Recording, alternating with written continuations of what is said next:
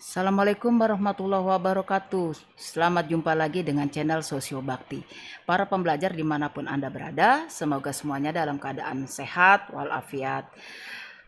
Kali ini bahasan kita sampai sudah kepada dampak perubahan sosial bagi kehidupan masyarakat. Apa yang diharapkan dalam pembelajaran ini adalah kita semuanya dapat menganalisis apa saja dampak yang bisa terjadi berkaitan dengan perubahan sosial. Nah, gambaran kita tentang dampak yang terjadi dalam kehidupan masyarakat akibat perubahan sosial antara lain terjadinya cultural lock, terjadinya cultural shock, terjadinya marginalisasi, ketimpangan sosial, juga kesenjangan sosial. Baik, kita akan kaji lebih lanjut apa saja dampak-dampak dari perubahan sosial ini, ya, dari mulai cultural shock, cultural lock, marginalisasi, kesenjangan sosial, ketimpangan sosial, dan nanti di akhir dari video ini akan diberi contoh tentang video di sebuah masyarakat. Nah, silakan kalian menganalisis, ya, kalian menganalisis tentang terjadinya dampak perubahan sosial itu dan bagaimana kalian bisa memberikan satu upaya solusi mengatasi kesenjangan dan ketimpangan yang terjadi sebagai akibat dari perubahan sosial. Kita akan lanjut, baiklah, dengan pembahasan apa yang dimaksud dengan cultural shock dan cultural lock. Cultural shock yang dimaksud ini adalah guncangan budaya, di mana terjadi kondisi di mana masyarakat kaget karena belum siap mengalami perubahan yang disebabkan unsur budaya yang sangat berbeda dengan kebudayaannya sendiri, kebudayaan asing yang berbeda dengan kebudayaannya sendiri. Nah, sebagai contoh, misalnya banyak pelajar-pelajar kita atau mahasiswa kita misalnya pergi ke luar negeri, budaya asing di mana misalnya dari cara mereka misalnya makanan, ya, kita tidak terbiasa makanan misalnya di sana roti dan sebagainya, ya. Terus kita akan mengalami guncangan budaya, ya, atau cultural shock karena harus mengikuti apa yang menjadi kebiasaan mereka. Sebaliknya juga demikian, kebiasaan disiplin yang mereka miliki kita juga tidak bisa cepat mengikuti untuk sesuai dengan apa yang ada. Nah, itu adalah perubahan sosial yang kita sebut dengan istilah cultural shock, ya. Nah, kemudian di bidang kultural lock di sini adanya ketertinggalan budaya, kesenjangan budaya. Nah, terjadi karena kondisi ketidaksesuaian akibat terjadinya perubahan serta pergeseran kebudayaan.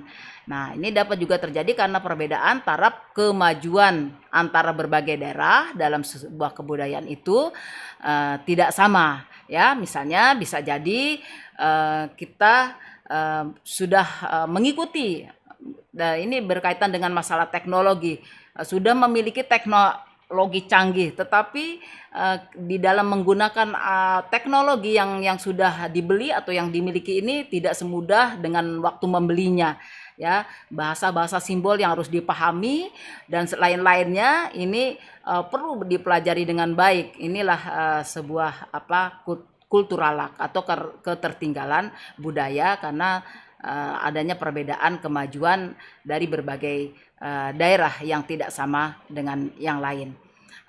Nah, di bidang cultural shock ini meliputi bisa berkaitan dengan etnik, ya, etnik budaya. Misalnya tadi antara masyarakat yang disiplin dengan tidak disiplin, kebiasaan bersih dengan kebiasaan yang kotor, ya.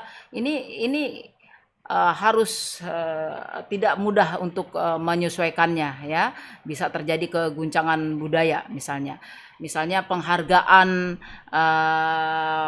masyarakat terhadap pejalan kaki di sebuah negara, sementara di negara kita banyak sekali pengendara-pengendara kendaraan beroda 4 kurang menghargai pengendara misalnya yang roda 2 ataupun sampai ke pejalan kaki, apalagi kurang menghargai. Ini sangat berbeda sekali, ya. Kemudian tradisi-tradisi juga yang sangat berbeda. Orang tua dengan menghadapi anak remaja sekarang sudah sangat berbeda jauh ya. Nah, ini kalau tidak siap akan mengalami yang namanya guncangan budaya.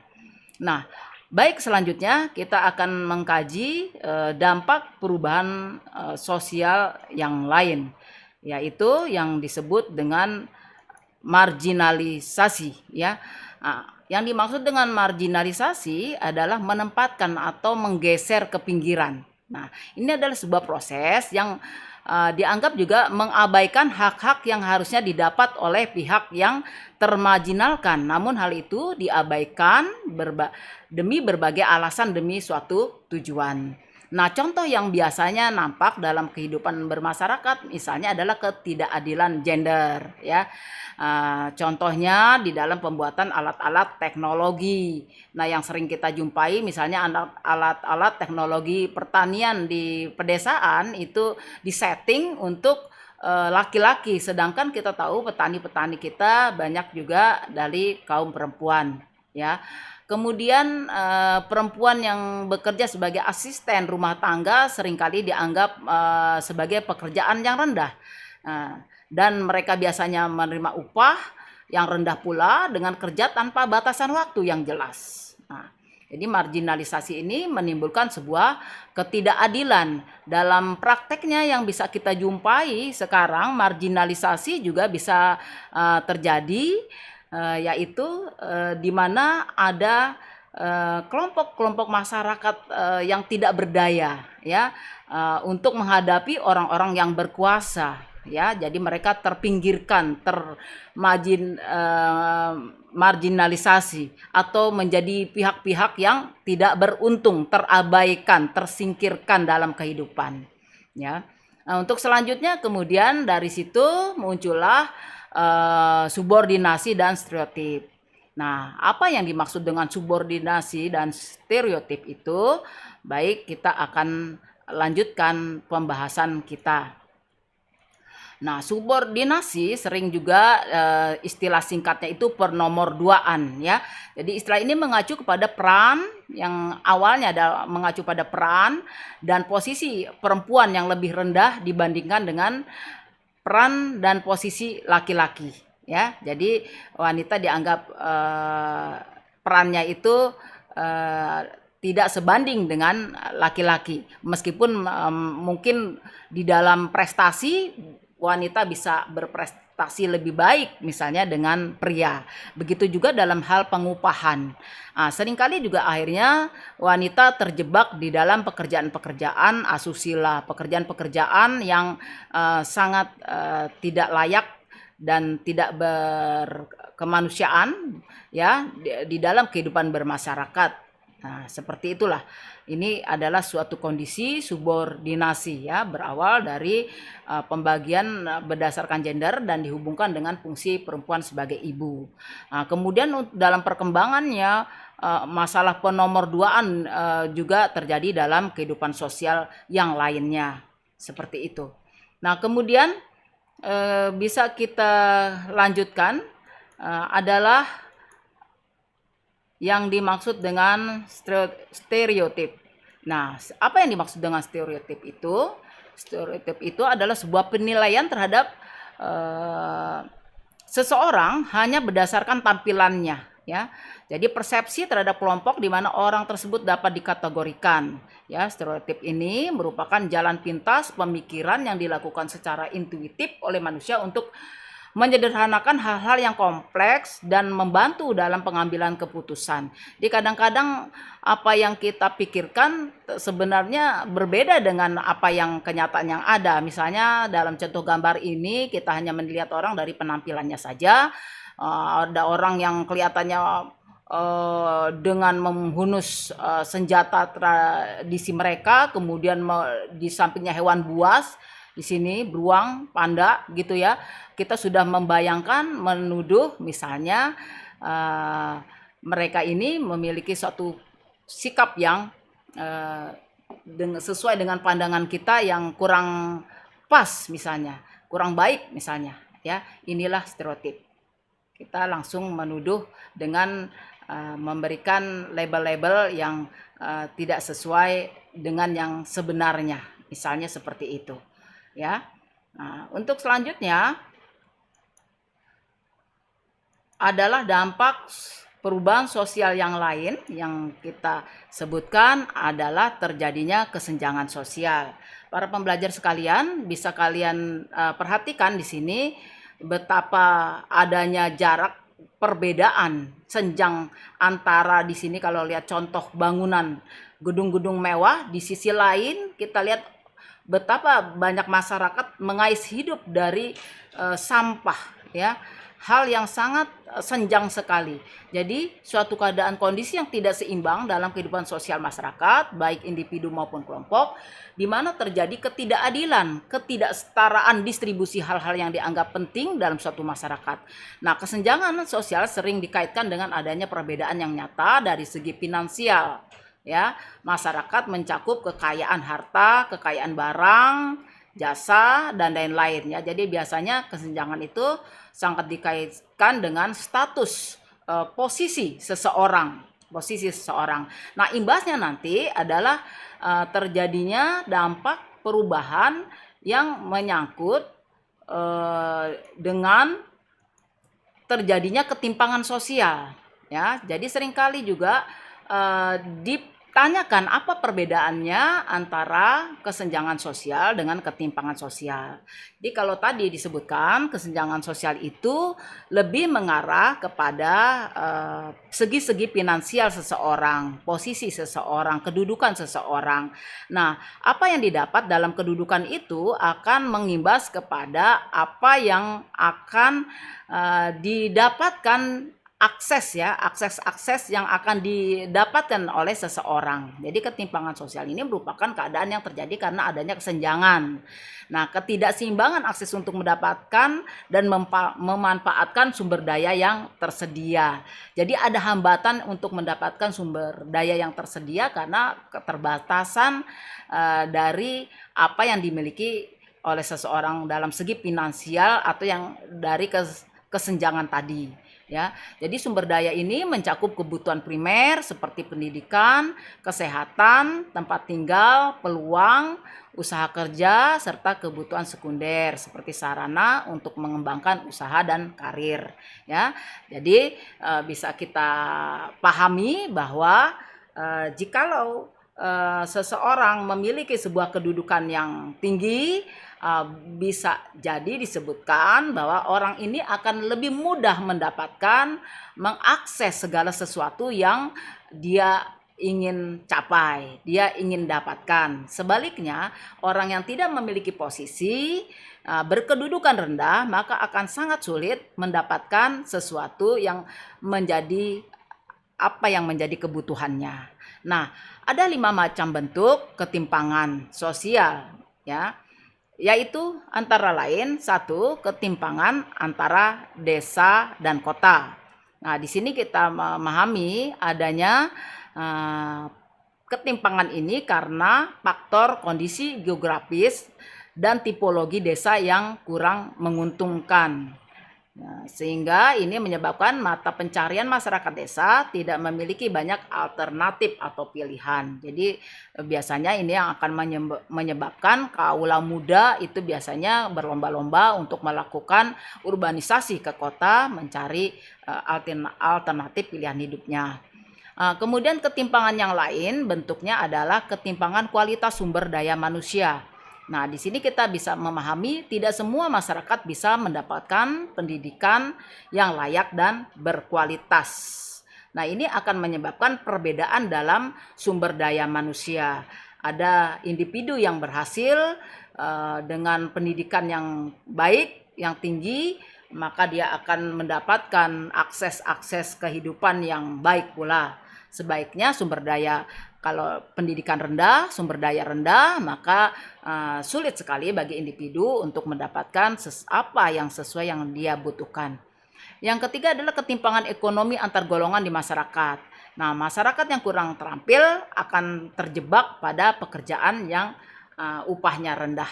Ini bisa kita temukan dan banyak kita jumpai dalam kehidupan masyarakat. juga berkaitan dengan apa yang kita sebut tadi dengan marginalisasi, subordinasi ya, seperti itu. Nah, kemudian ketimpangan penyebaran aset di kalangan swasta. Jadi penyebaran aset negara yang bisa dinikmati dan bisa mempertinggi semangat kerja berkaitan misalnya dengan gedung, kepemilikan gedung, sarana prasarana transportasi ya dan lain-lain. Nah, kepemilikan aset ini biasanya lebih dominan dimiliki oleh badan-badan usaha negara ya atau BUMN ya. Sedangkan kita tahu di dalam sektor-sektor kehidupan rakyat masyarakat banyak sekali di mana pekerjaan dalam masyarakat itu yang tidak masuk di dalam badan usaha milik negara seperti usaha-usaha swasta yang kecil ya, seperti itu. Nah, inilah akan terjadi ketimpangan penyebaran aset di kalangan swasta yang agak sulit untuk memberi kemajuan pada sektor-sektor usaha kecil dari masyarakat swasta. Kemudian ketimpangan antar wilayah dan sumber wilayah dengan konsentrasi ekonomi yang berpusat pada wilayah perkotaan. Nah, di sini kita bisa dapati misalnya di berbagai daerah yang terpencil, daerah-daerah yang sulit dalam geografis ya dan sumber daya manusia ya, kita akan melihat konsentrasi ekonomi juga karena berpusat hanya di kota, pembangunan di wilayah-wilayah tertentu, di daerah-daerah tertentu yang sulit itu menjadi terbelakang di dalam pendidikan, di dalam sektor-sektor yang vital dalam kehidupan bermasyarakat juga akan sulit untuk didapatkan. Nah, demikian para pembelajar apa yang bisa kita sampaikan dalam materi kita tentang dampak dari perubahan sosial yang bisa kita sajikan. Silakan kalian menganalisa contoh berikut ini termasuk ke dalam dampak perubahan sosial seperti apa dan silakan kalian analisa solusi yang mungkin bisa didapatkan. Mari bersama-sama kita saksikan video berikut ini.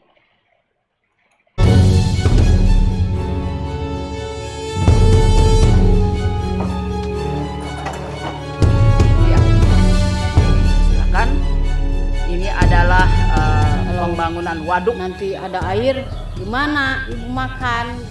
Di wilayah Jati Gede, Sumedang, Jawa Barat. Kurang iman gitu ya. Kayaknya banyak lah yang stres.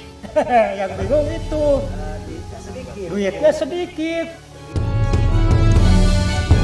Terima kasih buat channel Watchdog yang telah memberi izin kepada channel Sosio Bakti untuk membuat video-video menjadi contoh pembelajaran.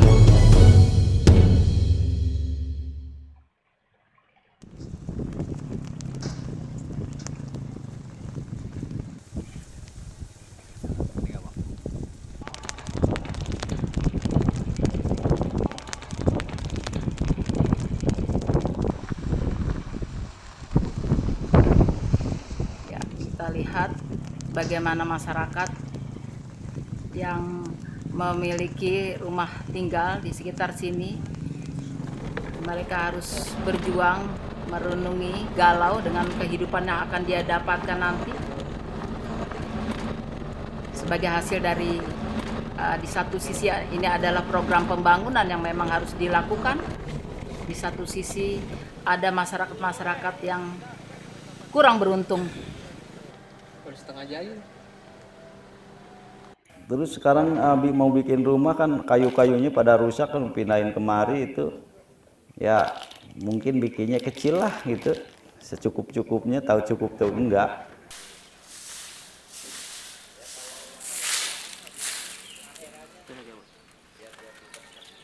Desa Jemah yang radiusnya paling dekat, ring 1 kata pemerintah itu sampai sangat banyak yang komplain-komplain. 1 pembebasan, 2 hak relokasi, komplain. Seharusnya pemerintah itu 1 desa selesaikan. Jangan ada yang komplain, baru ke ring 2 ke desa lain.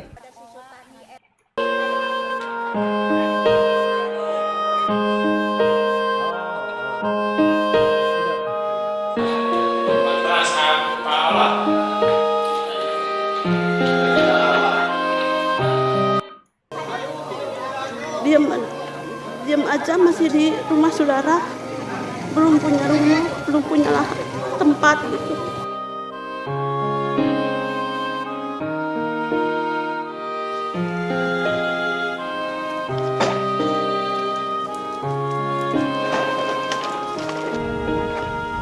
Mereka harus pindah karena tempat ini akan menjadi waduk.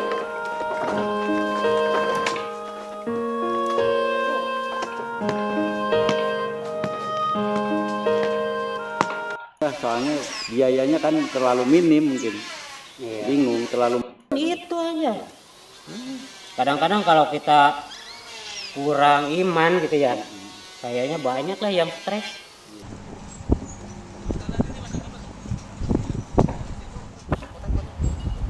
Potong arah sono. Ada acara katanya ini apa peresmian bendungan Jati Gede. Ya mau turun Jokowi katanya mau nonton.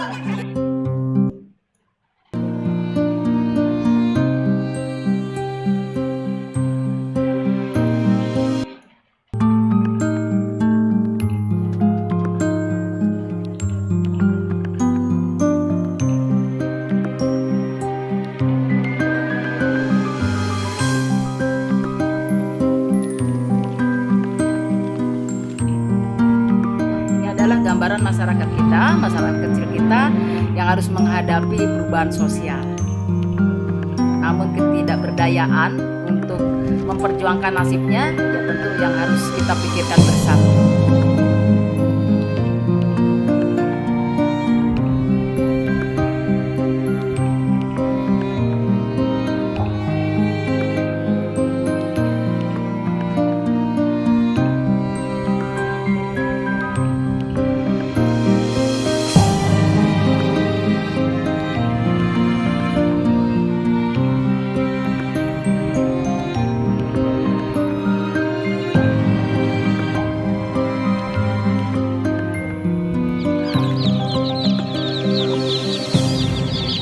Juga punya kandangnya, masa manusia nggak dikasih kandang? Ya, demikianlah para pembelajar. Mari silakan dibahas dan kira-kira upaya apa yang bisa dilakukan